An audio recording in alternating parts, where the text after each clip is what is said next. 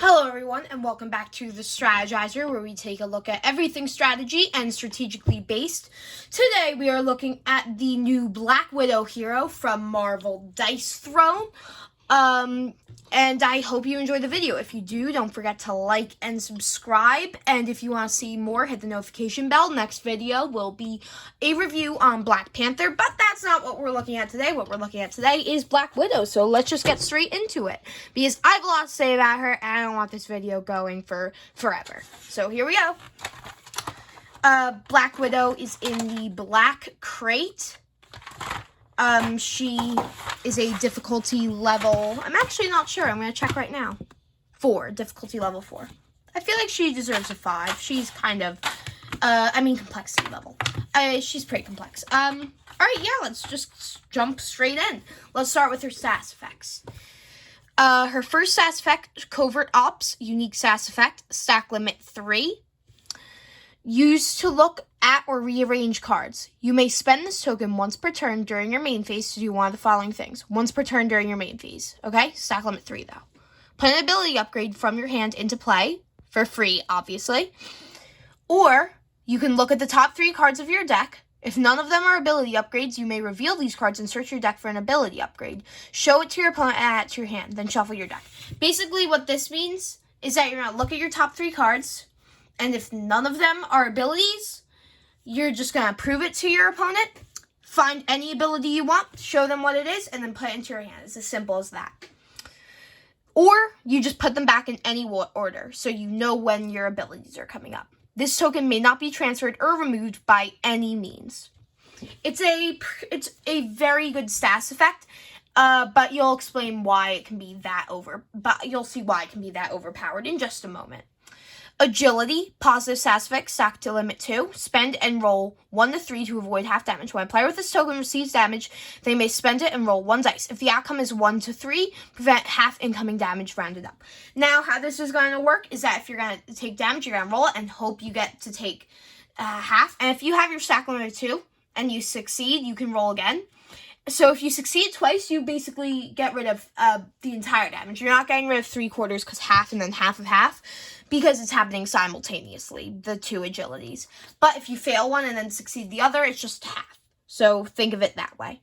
Alright, next there's Time Bomb, negative sass effect, stack limit 2. Roll 6 to attempt to defuse. Take 4 damage if you run out of time. When inflicting this token, if you have at least 6 ability upgrades in play, place it on the 001 side up, 1 second side up. Otherwise, place it on the 2 second side up.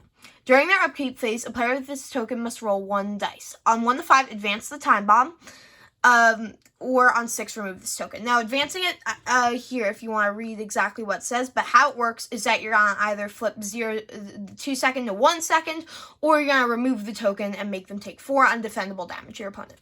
Alright, now Black Widow has a weird dice setup. If you know Dice Throne, which I do, I'm mostly sure that the dice are always set up in one of 3 options. The first 3 numbers together, as the first 3 numbers with a unique symbol, then these 2, then 4 and 5 with a unique symbol, and then 6 has its own symbol. Or 1 and 2 have a unique symbol, 3 and 4 have a unique symbol, 5 is alone and 6 is alone, or 1, 2, and 3 have a unique symbol, 4 is alone, 5 is alone, 6 is alone. It's usually that. But it's actually not usually. It's always one of those 3. Black Widow breaks this by making her have 1 and 2 have a symbol together of espionage, 3, 4, and 5 having a symbol together of batons and widow. You're basically swapping the first 2 of the first setup of 3, 2, 1 to become 2, 3, 1. I just thought that was pretty interesting for someone who's seen every hero and has only seen those 3 options. Alright, let's take a look at her hero board. Black Widow. So this is her back. It's a hallway. It's kind of dusty. She mixes in quite well. Very nice. Black Widow. We have a little Black Widow right here. Alright, here's her with the board. Her phrase is, "You might think I'm cold-hearted. I am." Ha, funny. Alright, let's start off with her passive ability. Begin the game with 3 Covert Ops. Okay, hold on. We saw Covert Ops before. It's very overpowered to get her ability upgrades. And you just get to start the game with 3? Well, luck. Covert Ops gain? No. No gain of Covert Ops. no gain of covert ops, no gain of covert ops, no gain of covert ops, no gain of covert ops, no gain of covert ops. The only way you can get covert ops on your board without upgrades at all is on Vengeance, but you need to get 2 6s out of 4 dice, and it's an on, meaning once in a while you are going to gain 1 covert ops on your large straight. Upgrades make it more reasonable and easier to get covert ops, but you start the game with 3 as a bit of a more setup thing because you are not going to be seeing them during your game. Alright, the next piece of this passive ability says you may play ability upgrades during any roll phase, which is pretty helpful because you're saving money to maybe play a card, but you realize that you're going to do an ability, and you want to upgrade it, and it's in your hand. Very helpful. It works with your defensive ability because it can also work during your defensive roll phase or your opponent's offensive roll phase. Lastly, we have, if you have at least 5 ability upgrades in play, add 1 damage to all your attacks. Very good, I love adding damage permanently, which is great for a character that needs these ability upgrades. Alright, Baton Strike, 3 batons, and once again, this is the 3, 4, and 5, which the odds make sense, but it's just weird to see. 3, 4, and 5, you deal 5 defendable damage. 3 of the batons deal 5 defendable damage. 4 batons deal 6 defendable damage. 5 batons deal 7 defendable damage. Basic way that move works. Infiltrate, 2 espionage, 1 baton, 1 widow. Gain agility. Advance all time bomb tokens, then inflict time bomb. Pretty good, but see, as it says, then inflict time bomb, so that time bomb will always be on 2, unless of course you have 6 or more ability upgrades. But you're advancing all the ones already in play, so that you might make room, because remember, sack limit's only 2. Widow's Gauntlets, 3 espionage, 2 batons. You gain 1 CPU, deal 6 defendable damage, add 1 defendable damage per ability upgrade you have in play. This ability near the beginning of the game is just going to be pretty basic, but by the end of the game, because in the game I played, I actually ended up losing, but either way, I had so many abilities. I had 7 of them on my board. I think I was only missing this one up here. This was worth like 13, 14 because of the +1. Like, it is worth so much damage late in the game. Early in the game, it's not great, but late in the game, this is going to be one of your best moves. Small Straight, inflict time bomb, deal 5 defendable damage. If you have at least 3 ability upgrades in play, deal 7 defendable damage. Pretty basic, but good. Large Straight, gain agility, deal 7 defendable damage, and roll 4 dice. Add 1 per baton damage. On Espionage, inflict time bomb. Once again, another way you do time bomb, which you actually get to do a lot as Black Widow. And then on 2 widows, keep in mind, only if you got 4 batons, you deal 11 damage, which is actually very good. But if you roll 4 espionage, you get 1 time bomb to be inflicted. If you roll 4 widow, you only gain 1 covert ops. Remember the difference between on and per. Grapple, gain agility. Oh, this is 4 widows, your sub-ultimate, penultimate, whatever you call it. Gain agility, deal 6 undefendable damage, add 1 undefendable damage per ability upgrade you have in play. This is crazy. Near the beginning of the game, just like Widow's Gauntlet, it's going to be okay. It's a basic penultimate. By the end of the game, this is going to be much, much, much, much more powerful than your ultimate. On this one turn, I got an ultimate, and my opponent changed one of my dice, and I couldn't have my ultimate. I went down to my penultimate. I did more damage. Alright, Sabotage. You roll 3 dice into your defensive roll, deal 1 undefendable damage per baton, prevent 1 damage per espionage, and on 2 widows, you inflict time bomb.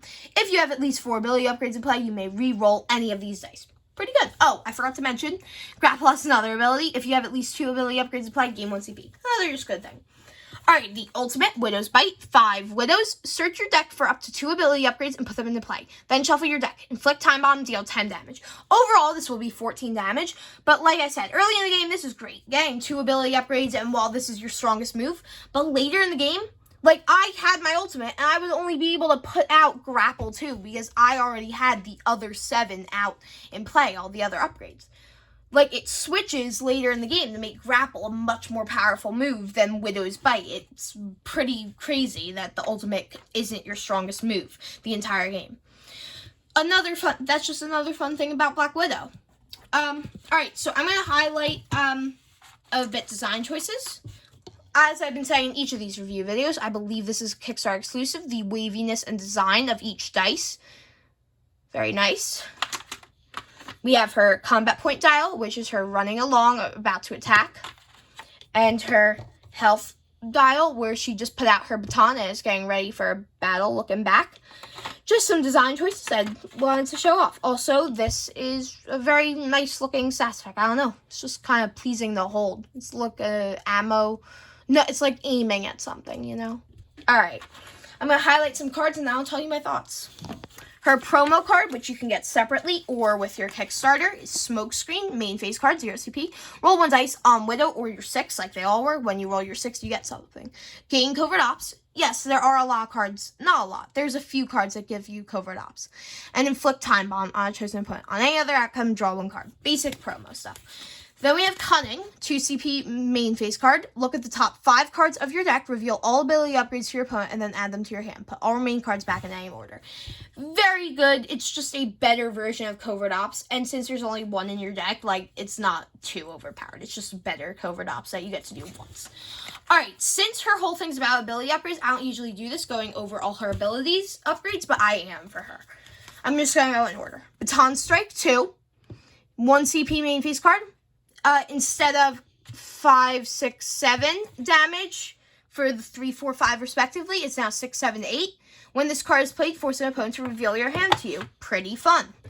Alright, next we have Red Room Training 2, your passive ability. It gets rid of the setup ability with begin the game with 3 covert ops because you don't need it anymore. Works the same as you may use ability upgrades. You may play the ability upgrades during any roll phase. Add 1 damage with at least 5. But what's new is that whenever you play an ability upgrade card, draw 1 card. Excluding this card, of course. 2 CP, it's a main phase card. Next is Infiltrate 2. It's a 2 CP main phase card.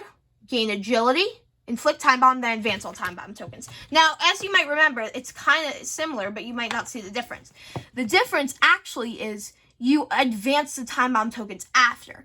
Basically, sometimes if you already have the 2 and you would have advanced it and you would have gotten to put another one on, sometimes the previous version is better, but most times this is going to be better. You inflict the time bomb and then advance it immediately, either to 1 or 0, depending on the situation of how many cards you have. Then there's Spy Game, 2 Espionage. It's a new ability, 2 Espionage, 1 Baton, 1 Widow. Oh, by the way, forgot to mention this. There's only 1 upgrade to every ability. There's only a 2 for every ability. But this is a very good card. You gain Covert Ops and Agility and then deal 6 undefendable damage. That's an amazing move. It's kind of hard to get because you need 2 Widows and 2 Espionage, and the Batons are your most likely thing. But, like, it's a really good move if you get it. It's not, like, standard bottom moves that are added are terrible. Like, maybe you just get sass effects or you do, like, 3 damage. This is a lot of damage, and you get the OP sass effect that you get from, like, nothing. Next is Widow's Gauntlet. It's the same, but 2 CP main phase card. You gain 1 CP. Now you deal 7 defendable damage and add 1 per ability upgrade. Doesn't change too much. You just add 1. But you get Covert Mission with 2 Espionage and 2 Baton. You need 1 less Espionage. Inflict Time Bomb on up to 2 different chosen opponents. Pretty good. But it says 2 different. You cannot choose the same one. So honestly, if you're playing in a 2-player standard game, this card, Covert Mission, really isn't that great. It really is. Like I was saying before, the sucky bottom ability. Even if you did have multiple opponents in it's still just 2 time bombs. Alright, next we have Hacked 2, your small straight. You inflict time bomb. A chosen opponent is inflicted with time bomb. I was confused what by this meant by first, but in a multiplayer game, you can inflict time bomb on your other opponent. Like if you're playing a 3-player game, you attack one person with this attack and then a time bomb to someone else, a chosen opponent. However, in the original one, you just inflict it on the same opponent. Now you are dealing 6 defendable damage, and if you have 3 ability upgrades, you do 8 instead. So it's just a bit more damage otherwise. Then we have Vengeance 2. Large Straight, 2 CP, gain agility, deal 7 defendable damage, and roll 5 dice now. And that's the only difference. You still add 1 damage per baton. on Espionage, Inflict, Time Bomb, on to Widow's gain Covert Ops. Then we have Subvert with 1 Espionage and 3 Batons, gain Covert Ops, and Agility. Great way to get another Covert Ops, like I said, very rare to get. But also, once again, pointing out, it's not a great move. Infiltrate, the bottom move on Infiltrate 2 is just amazing. I forgot what it was called immediately. Spy Game, really great move. Then we have Grapple 2, the penultimate or subultimate, 2 CP main phase card, gain 1 CP and agility, so you no matter what gain the 1 CP, deal 7 undefendable damage now, and add 1 undefendable damage per ability upgrade. All around, a bit better. 2 CP, and you also don't need all the ability upgrades, you just get the 1 CP. Recon is your, like, sub-ultimate, penultimate to fall back on if you were playing riskily. Riskily, I don't even know if that's a word, risky. Recon, 3 Widow, gain agility, search your deck for an ability upgrade, and put it into play. Then shuffle your deck. Pretty good to get ability upgrades, but you're going to want to get this early then. Sabotage 2, it is your defensive move. It doesn't change whatsoever. It's a 2 CP main phase card. You still get all the same things, even the amount of ability upgrades, but now you get to roll 4 dice. The pers nons don't change, so you're just getting extra chances for your pers of the deal 1 damage per baton and prevent 1 damage per espionage. Alright, so those are all of Black Widow's cards for design choices, her abilities. Alright, let's talk about my thoughts. Black Widow, sadly, is my favorite character in the entire box. And I was saying sadly sarcastically, just like, I mean sadly because I was really expecting Doctor Strange to be my favorite of the spells, but those didn't really, I don't love them. It can be stopped easily, while Black Widow is just a fun train all around. She keeps going and just never can be stopped. I got unlucky in the game I did and I lost, but that's the whole point of Dice Run. It's a game where you're rolling dice to try to get stuff, so of course luck is a big part of each character.